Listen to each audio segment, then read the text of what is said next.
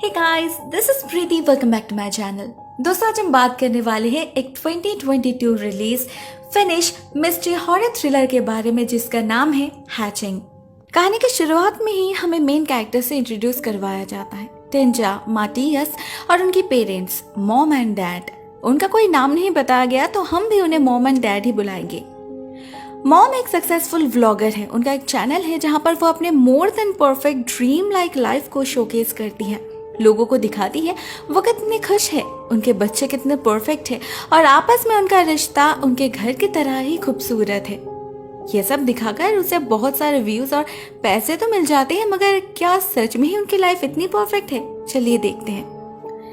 एक दिन शूटिंग के दौरान एक हादसा होता है। कहीं से कौवा आकर उनके खिड़की से टकराता है। टिंजा जैसे ही खिड़की खोलती है वो अंदर घुस जाता है, सब कुछ तहस नहस कर देता है। पहले एक बहुत ही कीमती फ्लावर वास, उसके बाद कुछ show pieces and finally mom का फेवरेट चैंडलियर। पूरे कमरे की हालत ऐसी हो चुकी थी जैसे कोई भूकंप आ गया हो। सभी मिलकर उस कौवे को पकड़ने में लग जाते हैं, जो फाइनली टिंजा कर पाती है। इतना तोड़फोड़ करने के बाद वो कौवा भी काफी घायल हो चुका था तो वो भाग नहीं पाता। टिंजा उसे चादर में लपेटकर बाहर ले जाने लगती है छोड़ने के लिए, मगर मॉम उसे रोकती है। इस कौवे ने उनका इतना नुकसान किया है, उसकी कीमत तो उसे चुकानी पड़ेगी। इसीलिए वो उस कौवे की गर्दन तोड़कर उसे मार डालती है और फिर अपने बेटी से कहती है उसे कंपोस्ट बिन में फेंक आने के लिए। टिंजा उनके हैवानियत से यूज्ड टू थी तो खराब लगने के बावजूद वो कुछ कर नहीं पाती। लेकिन जैसे ही वो वहां से निकलती है हम उस कौवे को हिलते हुए देखते हैं। अगली सुबह टिंजा को पता चलता है उनके पास वाले घर में एक नई फैमिली आई है। उनकी बेटी रीटा ऑलमोस्ट उसी की उम्र की है। उनका एक पेट डॉग भी है, रूसा। उनकी दोस्ती हो जाती है और रीटा टिंजा को अपने घर इनवाइट करती है। टिंजा तो बहुत एक्साइटेड थी जाने के लिए, मगर मॉम मना कर देती है। असल में टिंजा एक जिमनास्ट है और कुछ दिनों बाद ही उसका एक कंपटीशन है। मॉम चाहती है वो उस कंपटीशन में जीते, इसीलिए वो उसे फालतू टाइम वेस्ट करने से मना कर देती है। उस रात सबके सो जाने के बाद टिंजा को कुछ क्रीपी आवाजें सुनाई देती है जो जंगल में से आ रही थी। टिंजा अपनी क्यूरियोसिटी होल्ड नहीं कर पाती और कुछ सोचे समझे बिना ही उस आवाज का पीछा करने लगती है। पता नहीं क्यों उसे लग रहा था ये उसी कौवे की आवाज है। वो कंपोस्ट बिन में चेक करती है, उसे वहां कुछ नहीं मिलता। फाइनली जब वो जंगल में जाती है तब उसे वो कौवा दिखता है। बेचारा हिल तक नहीं पा रहा था, दर्द में चिल्ला रहा था वो। टिंजा को उसे देखकर बहुत खराब लगता है तो वो एक पत्थर से उसे मार डालती है, वो भी इतने भयानक तरीके से कि उस कौवे का माथा कंप्लीटली स्मैश्ड हो चुका था। इसके बाद टिंजा की नजर पड़ती है वहीं पर पड़े एक अंडे के ऊपर। जरूर ये इसी कौवे का अंडा होगा। बेचारा जन्म से पहले ही अनाथ हो गया। टिंजा को गिल्टी फीलिंग्स होने लगता है तो वो उसे उठाकर घर ले आती है और फिर अपने तकिए के नीचे रखकर सो जाती है। नेक्स्ट डे हमें उसके मोनोटोनस लाइफ की एक ग्लिम्स नजर आती है। पता चलता है वो लोग अपने लाइफ को जितना एंटरटेनिंग पोर्ट्रे करते हैं, एक्चुअल में सब कुछ उतना इजी नहीं है। अपने आप को परफेक्ट दिखाने के लिए उन्हें काफी ज्यादा मेहनत करनी पड़ती है, बहुत कुछ फेक करना पड़ता है। इस घर में सब कुछ मॉम कंट्रोल करती है। उनके मर्जी के बिना एक चीज इधर से उधर नहीं हो सकती और अपने व्लॉग्स को बेहतर बनाने के लिए वो किसी भी हद तक जा सकती है। अपने बच्चों को बहुत ही प्रेशर में रखती है वो, स्पेशली टिंजा को।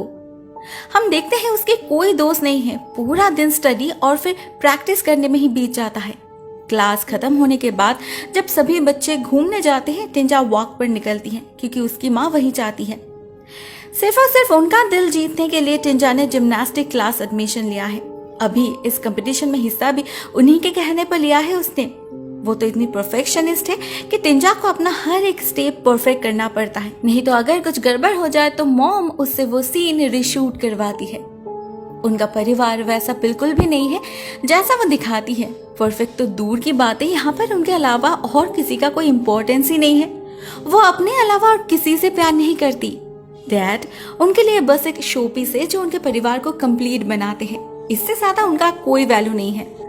हर एक गुजरते दिन के साथ उनके अंदर का खोखलापन और ज्यादा विजिबल हो रहा था। उस दिन क्लास से लौटने के बाद टिंजा देखती है उसकी माँ एक आदमी के साथ बहुत हंस हंस कर बातें कर रही है। उसे देख के ही वो बंदा घबरा जाता है, मगर मॉम नहीं, वो बहुत कैजुअली उसे इंट्रोड्यूस करती है। पता चलता है उस बंदे का नाम है टेरो, इलेक्ट्रिशियन का काम करता है और मॉम का खास दोस्त है वो।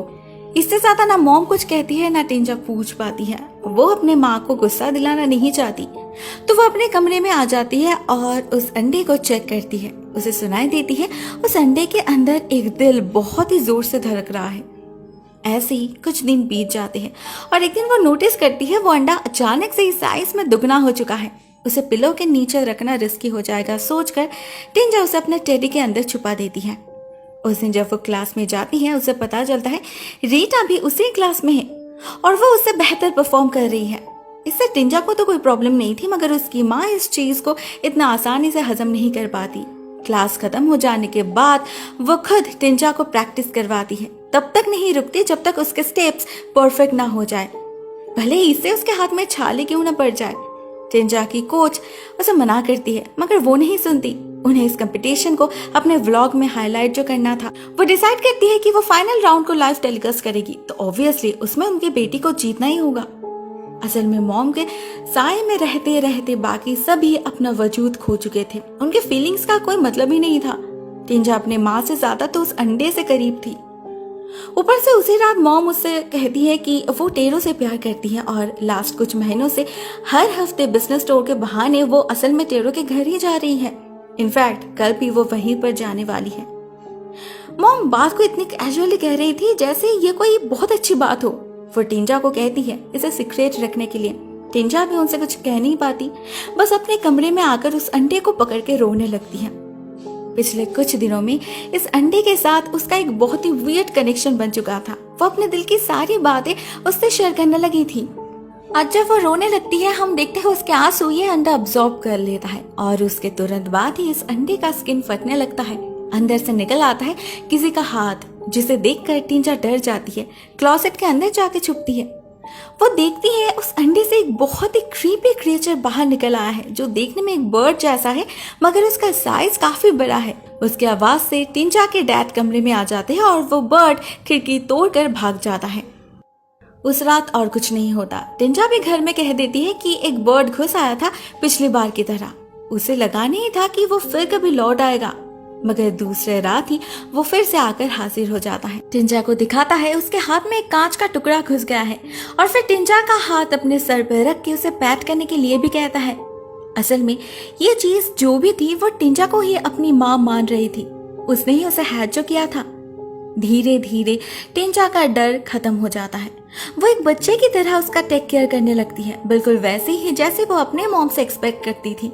वो उसे नहलाकर सुला देती है अपने बिस्तर के नीचे, गाना भी गाती है उसके लिए। मगर कुछ देर बाद ही रूजा की आवाज से उसकी नींद टूट जाती है और साथ ही साथ इस क्रिएचर की भी। वो खिड़की से कहीं निकल जाता है और टिंजा को अजीब सा विजन आता है। कुछ देर बाद जब वो अपनी आंखें खोलती है तो देखती है वो क्रिएचर उसके ऊपर बैठा है और उसके पास पड़ा है रूजा की लाश। इस क्रिएचर ने उसे मार डाला है सिर्फ इसलिए क्योंकि टिंजा की नींद डिस्टर्ब हो रही थी उसके कारण।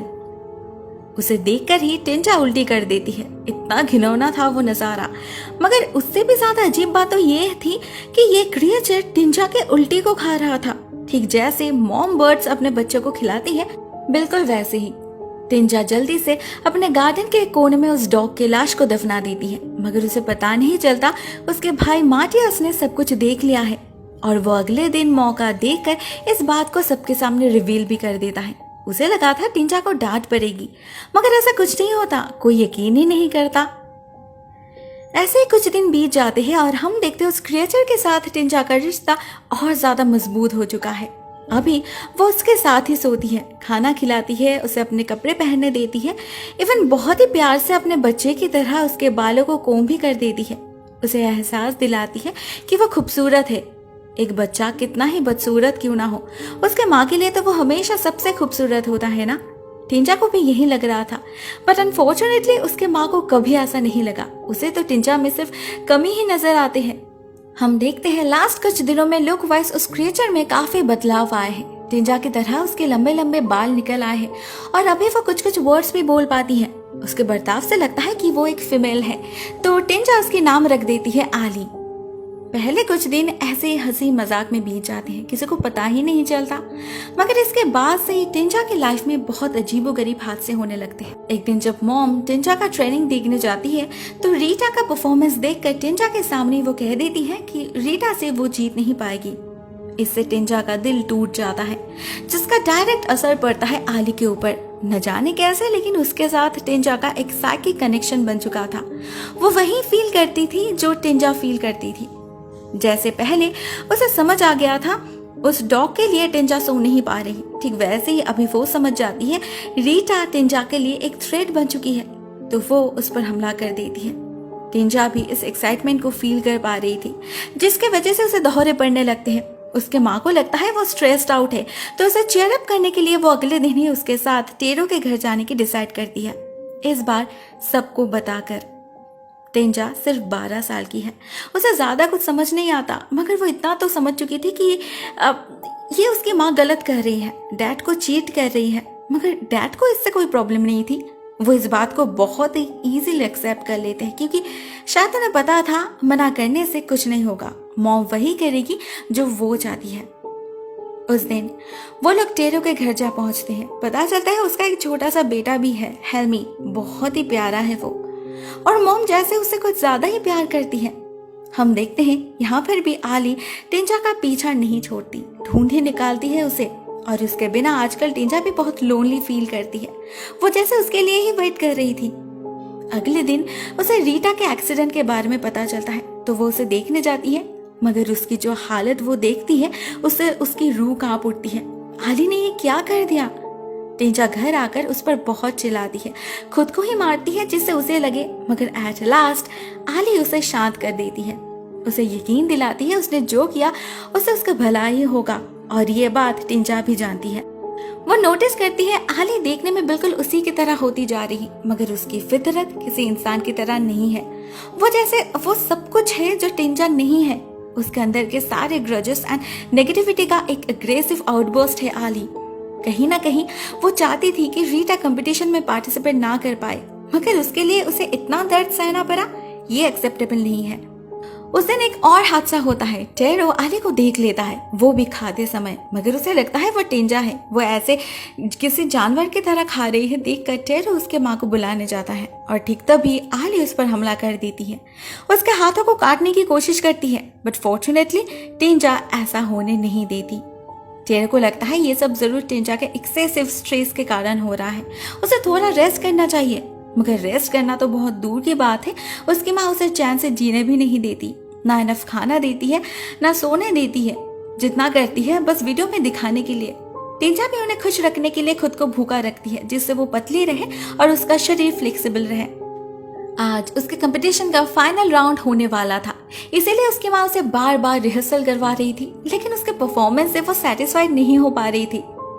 दूसरी तरफ टिंजा को बहुत बुरा लगता है, इतना एफर्ट डालने के बाद भी वो अपने माँ को खुश नहीं कर पा रही। साथ में थोड़ी सी जेलसी भी फील करती है वो हेल्मी की तरफ, क्योंकि उसके माँ ने उससे कभी इतना प्यार नहीं जताया। शायद वो उससे ज्यादा प्यार करती हो। मगर बहुत जल्द टिंजा खुद को संभाल भी लेती है, अपने थॉट्स पर काबू कर लेती है, क्योंकि वो नहीं चाहती थी ये बात आली तक पहुंचे, नहीं तो बहुत बड़ा ब्लंडर हो जाएगा। होता भी यही, उसके ना चाहते हुए भी आली उसके अंदर के हिडन विश को समझ लेती है, और उनके निकल जाने के साथ साथ ही हेल्मी पर हमला करने के लिए प्रिपेयर्ड हो जाती है। उधर टिंजा उसके हर एक स्टेप को फील कर पा रही थी। उसे पता था अगर उसने कुछ नहीं किया तो आली हेल्मी को मार डालेगी। इस समय हेल्मी को बचाने इस कंपटीशन से ज्यादा जरूरी था, तो आली को रोकने के लिए टिंजा अपना हाथ तोड़ देती है, जिसका दर्द आली को भी होता है, और वो भाग जाती है। आली हेल्मी को मार नहीं पाती, मगर उसे टेरो देख लेता है। इस बार तो वो श्योर हो जाता है टिंजा को जरूर बाइपोलर जैसी कोई बीमारी है, बहुत ही खतरनाक है वो। उसे माँ बेटी के चक्कर में पड़ना नहीं था, इसलिए वो मॉम से ब्रेकअप कर लेती है, और मॉम का सारा गुस्सा जा पड़ता है टिंजा के ऊपर। उसी के कारण ये सब कुछ हुआ, वो परफेक्ट क्यों नहीं है। वो दोनों घर आ जाते हैं, और साथ ही साथ आली भी, मगर टिंजा उसे खिड़की से अंदर आने नहीं देती, तो उसे घूम कर आना पड़ता है, जहाँ उसे मॉम एंड डैड दोनों ही देख लेते हैं। डैड तो डैड है, दुनिया हिल जाए उन्हें कुछ फर्क नहीं पड़ता, मगर मॉम उसे नहीं छोड़ती। उसे क्लोजेट के अंदर से निकाल के उसके बालों को कोम करने लगती है, मगर उसे पता नहीं चलता ये उनकी बेटी नहीं, उसका हमशक्ल है। उसकी हालत देखकर तो मॉम गुस्से में पागल हो जाती है। कोई इतना डिस्गस्टिंग कैसे हो सकता है। बात करते करते वो उसके बालों को ऐसे खींचती है कि एक गुच्छा निकाल के उसके हाथ में आ जाता है। खून निकलने लगता है उसके माथे से। उसका भयानक रूप देखकर मॉम की हालत खराब हो जाती है। वो कुछ समझ पाए इससे पहले आली उस पर हमला कर देती है, अपने नाखूनों को गाड़ देती है उसके स्किन में। टिंजा बाहर से सब कुछ देख रही थी। फाइनली अपने माँ को खतरे में देख वो सामने आ जाती है और आली को भगा देती है। गुस्से में आली जैसे और बदसूरत बन चुकी थी। मॉम को तो उसे देखकर ही घिन आ रही थी। उसके जाने के बाद टिंजा उसे सब कुछ सच बता देती है, कैसे उसने उस अंडे को हैच किया, कैसे इतने दिनों तक छुपा कर रखा और कैसे उसी के कारण उनके आसपास इतना सारा मिसहैप्स हो रहा है। मॉम को पता था ऐसे में क्या करना चाहिए। वो इस घिनौने चीज के कारण अपने परफेक्ट लाइफ को बर्बाद होने नहीं देगी। तो वो खुद एक चाकू उठाती है और अपने बेटे के हाथ में थमा देती है एक चाकू और दोनों मिलकर निकल पड़ते हैं शिकार में। मॉम को शिकार मिल भी जाता है, मगर प्रॉब्लम यहाँ पर यह होती है कि मॉम जितनी बार चाकू से आली को स्टैब कर रही थी वो दर्द टिंजा को सहना पड़ रहा था। जब टिंजा को ये बात समझ आ गई, उसने अपने माँ को रोकने की कोशिश की और इस चक्कर में चाकू घुस गया उसके सीने में। विदिन फ्यू मिनट्स टिंजा की मौत हो जाती है वहीं पर सबके सामने और उसका सारा खून जाके गिरता है आली के ऊपर। हम देखते हैं जैसे जैसे वो उसका खून पी रही थी उसका शरीर उतनी ही तेजी से हील हो रहा था एंड फाइनली वो पूरी तरीके से टिंजा का रूप ले लेती है। इवन उसकी तरह मॉम को मम्मा बुलाने लगती है। मॉम वो बहुत ही ज्यादा घबरा चुकी थी, लेकिन वो अपने बेटी को खोने का गम था या फिर कुछ और वो पता नहीं चलता, क्योंकि जैसे ही वो आली को देखती है उसके चेहरे पर एक स्माइल आ जाती है। तो क्या उन्हें बस अपनी व्लॉग्स की फिक्र थी? टिंजा की जगह लेने के लिए कोई चाहिए था जो आली में उसे मिल गया। यहीं पर यह फिल्म एंड हो जाती है तो हमें पता नहीं चलता मॉम के दिमाग में क्या चल रहा था, लेकिन अगर उसने ऐसा कुछ सोचा होगा कि वो आली को टिंजा की तरह यूज करेगी तो वो उसकी बहुत बड़ी गलत फहमी होगी, क्योंकि आली टिंजा की तरह बिल्कुल भी नहीं है, कंप्लीटली ऑपोजिट है उसकी। उसे मॉम अपनी उंगली पर नचा नहीं सकती, उल्टा शायद अभी आगे से इस परिवार को उसके इशारे पर चलना होगा। दोस्तों ये फिल्म यहीं पर एंड हो जाती है। यहाँ पर एक बहुत अच्छी मैसेज है कि जो जैसा है उसे वैसा ही एक्सेप्ट करना चाहिए, खुद को और दूसरों को भी। इससे किसी के अंदर कोई ग्रज पैदा नहीं होता। मॉम पूरी जिंदगी अपने परिवार को कंट्रोल करती रही, स्पेशली टिंजा को, क्योंकि वो दुनिया को सिर्फ अपना बेस्ट दिखाना चाहती थी, अपने फ्लॉज छुपाना चाहती थी। मगर उसने कभी ये नहीं सोचा कि इससे बेचारी बच्ची पर क्या गुजरेगा। उसे कभी माँ का प्यार ही नहीं मिला, जिंदगी में कभी कुछ भी अपनी मर्जी से कर नहीं पाई वो। इवन उसे कोई दोस्त बनाने का परमिशन भी नहीं मिला। धीरे धीरे उसके अंदर नेगेटिव इमोशंस भारी पड़ने लगे, जिसे रिलीज करने का मौका उसे कभी नसीब नहीं हुआ।